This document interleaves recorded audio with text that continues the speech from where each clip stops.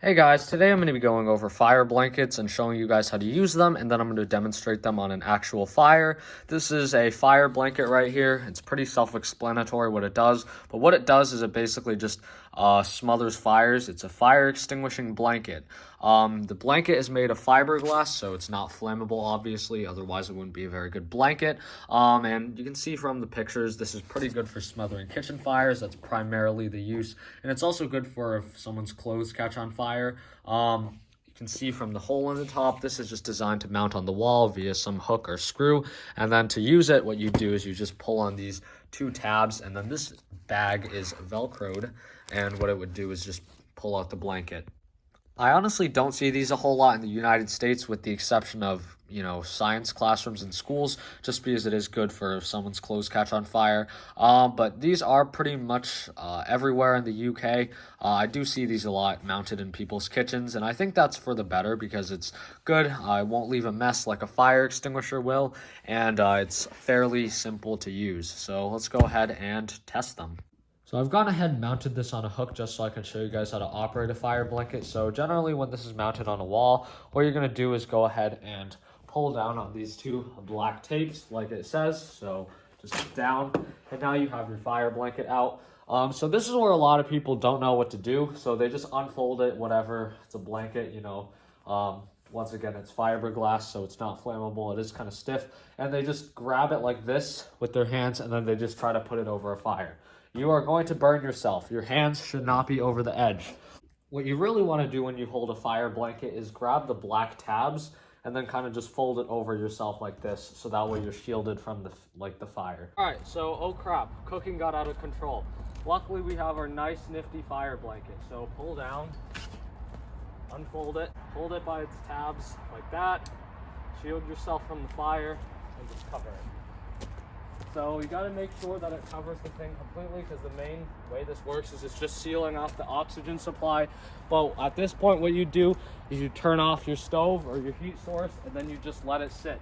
If I lift this, there's a good chance that it could reignite. So let's try that. You can see it's smoking because it's really hot, but at this point, because there's no actual stove, it's just going to go out. And as you can see, the fire blanket has sustained some damage. I'm going to demonstrate this one more time, this time with the camera a little closer. So once again, fold it to conceal your hands and then just cover it. The thing about fire blankets I want to mention is that you have to actually put the blanket over the fire. You cannot just throw the blanket. It is literally a blanket and will get carried away with the wind sometimes. I've seen some videos where people just do that and expect it to go out.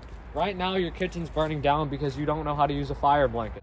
One last thing, a fire blanket is not a substitute for a fire extinguisher. There's situations where a fire blanket will not work, and a fire extinguisher will always work.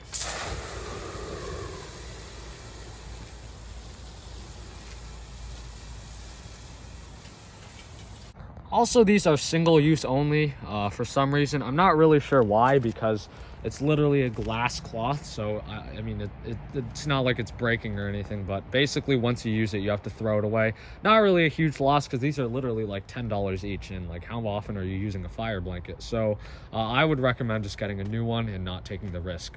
All right, that was my fire blanket demonstration. Hopefully you learned something. Something that I cannot reiterate enough is that these are not designed to replace fire extinguishers. There's really no substitute for a fire extinguisher. Other than a fire extinguisher, this is just a good supplementary thing to have.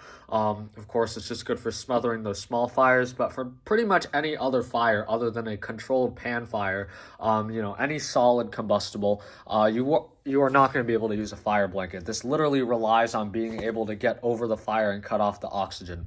A fire extinguisher can do that, the blanket cannot. However, a fire blanket is still great to have. I'm going to be putting one in my kitchen just because I think that these are pretty good. It is great because it doesn't leave a mess like a fire extinguisher, and it is fairly easy to use. So yeah, that's pretty much that. I honestly don't see these a whole lot in the United States, with the exception of, science classrooms and schools, just because it is good for if someone's clothes catch on fire. But these are pretty much everywhere in the UK. I do see these a lot mounted in people's kitchens, and I think that's for the better because it's good. It won't leave a mess like a fire extinguisher will, and it's fairly simple to use. So let's go ahead and test them.